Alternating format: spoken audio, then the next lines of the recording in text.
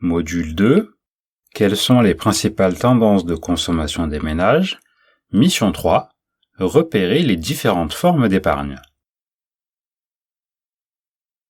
Éric Touille vous explique que face aux différentes crises sociales du mois de novembre 2018, les clients de la Société Générale ont réorganisé leurs dépenses en anticipant la montée de certains prix, carburant, alimentation par exemple. En observant la gestion des comptes clients, vous vous apercevez que le montant de l'épargne augmente. Activité 1. Quelles sont les formes de l'épargne? Éric Touille vous demande de l'accompagner lors du rendez-vous clientèle avec la famille Esteban qui souhaite vous faire part de leur projet immobilier. Pour vous préparer, vous faites des recherches sur les formes d'épargne. Regardons alors la vidéo « L'épargne dans le cycle de la vie ». L'épargne dans le cycle de vie. Si la constitution d'une épargne est aujourd'hui une nécessité, notamment pour bien assurer son avenir, les produits souscrits évoluent en fonction de la nature de ses projets, de son horizon de placement et de son âge. Quelle épargne peut-on réaliser à 20 ans? Même si les revenus sont limités et des crédits éventuellement présents, une épargne de précaution doit être constituée. Elle permet de faire face aux imprévus de la vie. Les livrets réglementés, dont le livret A, et les plans d'épargne, PEL, CEL, à la fois liquides et sans risque, sont les placements les plus adaptés. Quelle épargne peut-on réaliser à 30 ans? Une fois l'épargne de précaution constituée, l'immobilier souvent lié à une évolution de sa situation personnelle, vie à deux, naissance, création d'une entreprise, devient le premier véritable investissement. Il est également possible de souscrire une assurance vie afin de prendre date et de démarrer son épargne retraite par des versements réguliers. Quelle épargne peut-on réaliser à 40 ans? Cette période est la plus propice à la constitution d'une épargne importante et diversifiée. Il est fiscalement malin de souscrire ou de poursuivre les versements réguliers sur un PEA, plan d'épargne en action, ou une assurance vie. Les produits d'épargne retraite comme les PERP ou contrats Madelin peuvent déjà présenter un réel intérêt comme complément de revenus. Pour les personnes les plus fiscalisées, les SCPI ou SOFICA sont à prendre en compte. L'épargne salariale, PEE, PERCO, pour ceux qui y ont accès, ne doit pas être négligée. Quelle épargne peut-on réaliser à 50 ans? C'est le moment de penser aux produits couvrant les risques de dépendance, que ce soit des assurances spécifiques ou certains contrats d'assurance vie, tout en alimentant vos contrats d'épargne retraite. Quelle épargne peut-on réaliser à la retraite?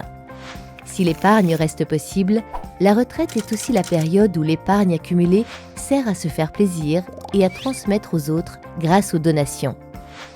En bref, quel que soit son âge, il est important de comparer toutes les offres d'épargne en fonction de son horizon de placement, de son rapport au risque et de ses projets. Un bon investissement ou un bon placement est toujours celui qui vous correspond le mieux. N'hésitez pas à demander conseil.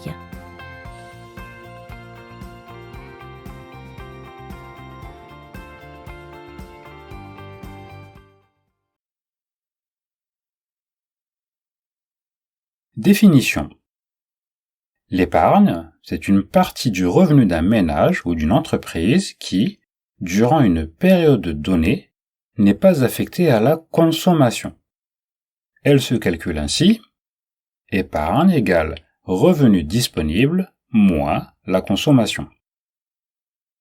Nous pouvons également calculer le taux d'épargne, c'est donc le rapport entre l'épargne sur le revenu disponible multiplié par 100. Il sera donc exprimé en pourcentage. Document 1. Les formes de l'épargne. On distingue deux catégories d'épargne. D'abord, l'épargne financière, qui comprend les moyens de paiement, billets, pièces, comptes, chèques, etc., et l'ensemble des placements financiers des ménages, les assurances vie, les actions et obligations, les SICAV, les livrets d'épargne ou les dépôts à terme. L'épargne conservée sous forme de billets et de pièces, qui ne font pas l'objet d'un placement productif, s'appelle thésaurisation, ou dans la langue courante, le bas de laine. l'épargne non financière avec principalement l'investissement immobilier, c'est-à-dire l'achat de logements. L'épargnant va arbitrer entre ces différentes formes d'épargne en fonction de paramètres tels que la liquidité, la sécurité ou la rentabilité. Question 1. Définissez l'épargne. 2. Nommez les formes d'épargne correspondant au projet identifié ci-dessous. Voilà les motifs. Financer une retraite, réaliser un projet, constituer un patrimoine, acquérir un bien immobilier, financer les études de vos enfants, financer votre projet d'entreprise. Vous devez donc choisir s'il s'agit d'une épargne financière ou non financière. 3. Calculer le taux d'épargne de la famille Esteban à partir du revenu disponible calculé à la mission 1 question 6, sachant qu'elle consomme 3 000 € mensuels. C'est à vous, je vous laisse quelques minutes.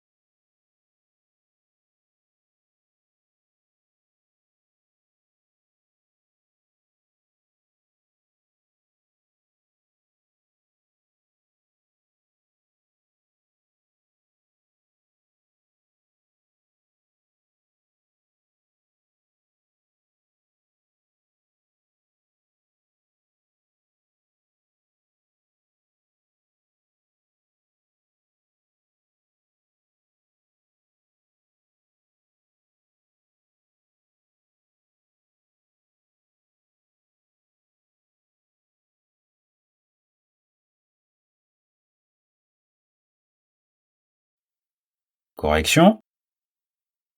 Définissez l'épargne. Il suffit de reprendre le document. Les ménages renoncent parfois à certaines consommations immédiates et mettent de côté une partie de leurs revenus disponibles pour acquérir dans le futur une voiture, un logement, etc.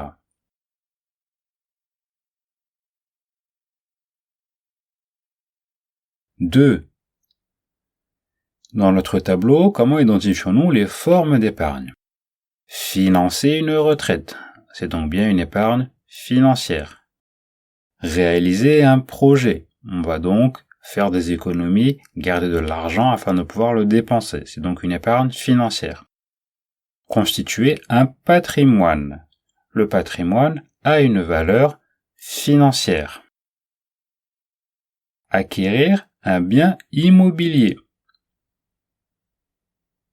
On est donc dans l'achat de logement, on est dans de l'investissement immobilier, et celui-ci constitue une épargne non financière. Financer les études de vos enfants, c'est toujours de l'épargne financière, vous allez économiser dans le but de pouvoir utiliser cet argent, tout comme financer votre projet d'entreprise. 3. Calculez le taux d'épargne de la famille Esteban. Pour cela, reprenons le tableau de leurs revenus disponibles, qui est donc de 6 409,68 €. On vous indique qu'elle consomme 3 000 €. L'épargne est donc déterminée par la soustraction entre le revenu disponible et la consommation, et cela nous donne donc 3 409,68 €. Maintenant que nous avons déterminé l'épargne, nous pouvons calculer le taux d'épargne, qui est la division entre l'épargne et le revenu disponible. Nous avons donc 3 409,68 € divisé par 6 409,68 € égale 53,20%. Comment pouvons-nous l'interpréter? Le revenu disponible de la famille Esteban est de 6 400 € et elle est capable d'épargner près de 53% de son revenu disponible. Activité 2. Quelles sont les raisons de l'épargne? Document 2. Les motifs de l'épargne, d'après économie.gouv.fr. Il existe 3 grandes motivations d'épargne. Mettre de l'argent de côté pour constituer une réserve en cas de coup dur, accident, problème de santé, perte d'emploi, c'est ce qu'on appelle le motif de précaution. Mettre de l'argent de côté pour réaliser un projet, pour pouvoir effectuer à terme et sans trop s'endetter un achat impossible à réaliser avec son revenu courant, équipement du logement, vacances, achat de voiture ou achat de logement. Et enfin, épargner pour constituer ou transmettre un capital ou une rente, épargne retraite, transmettre un patrimoine, aider ses enfants, etc. Lorsque nous regardons l'infographie, nous avons en première place 30% veulent se constituer un filet de sécurité pour les imprévus. En deuxième place, 29% veulent économiser pour la retraite. En troisième place, 24% veulent économiser pour des vacances. En quatrième place, 20% veulent acheter un bien immobilier. Et en cinquième place, 19% veulent transmettre un patrimoine. Ce sont ainsi les 5 principales raisons de l'épargne. Question: précisez l'intérêt d'épargner. Indiquez les conséquences d'une épargne importante sur la consommation. C'est à vous, je vous laisse quelques minutes.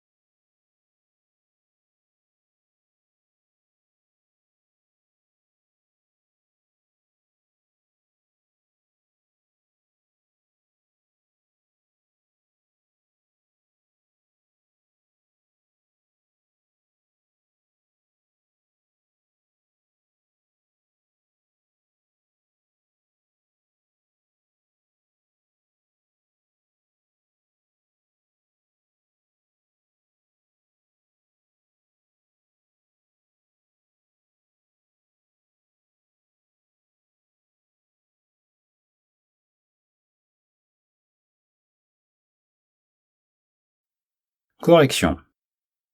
L'intérêt d'épargner. En cas de dépenses imprévues ou de perte soudaine de revenus, l'épargne permet de faire face. Grâce à elle, la réorganisation des finances se fait avec plus de confort. Dans ce cas, il est intéressant d'avoir un minimum d'épargne qui reste disponible.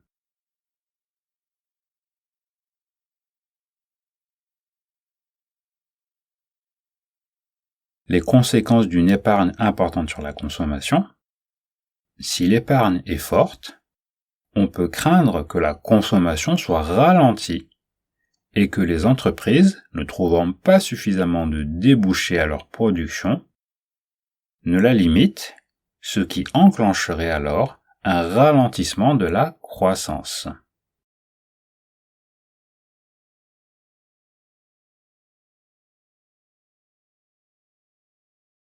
Activité 3. Comment évolue l'épargne des ménages?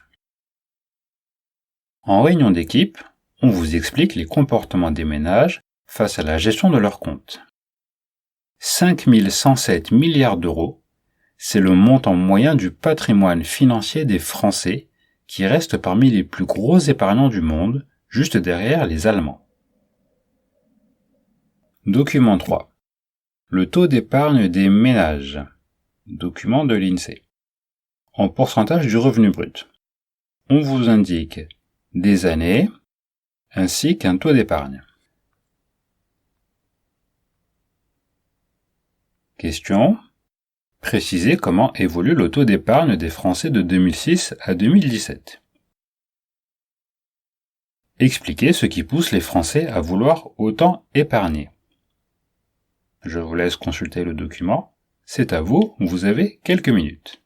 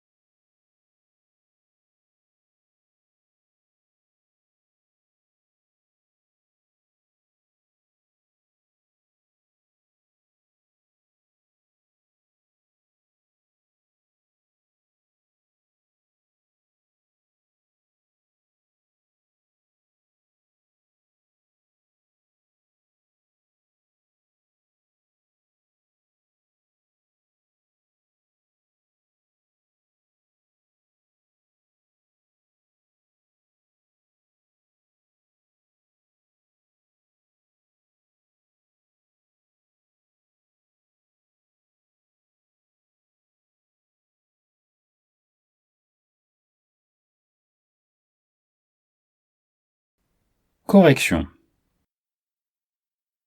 Si l'on devait répondre de manière très complète. Ce tableau représente le taux d'épargne des Français de 2006 à 2017. On constate que le taux d'épargne a diminué de 0,1%. En 2006, il était à 14,4% et en 2017, il a baissé à 14,3%. Les Français ont donc légèrement moins épargné.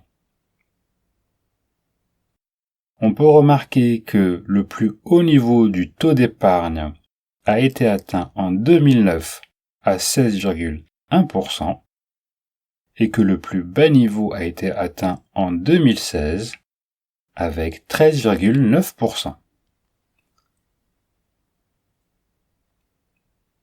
Qu'est-ce qui pousse les Français à vouloir autant épargner ? peur de l'avenir, crainte du chômage, incertitude sur le financement des retraites, les Français ont longtemps été le peuple européen épargnant le plus, environ 14 à 15% de leurs revenus disponibles.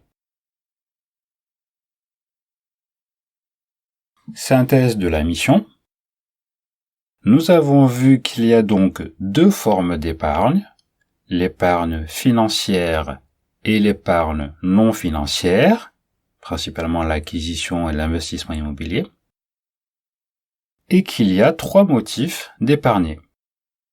Préparer des achats importants, logement, projet professionnel, épargne de précaution ou de sécurité, coups durs, dépenses certaines comme les impôts, et l'épargne spécifique afin de compléter la retraite. Faisons la synthèse de ce chapitre. Quelles sont les principales tendances des ménages? Nous avons vu que la production permet de distribuer des revenus primaires, les revenus de travail, les revenus du capital ou des revenus mixtes.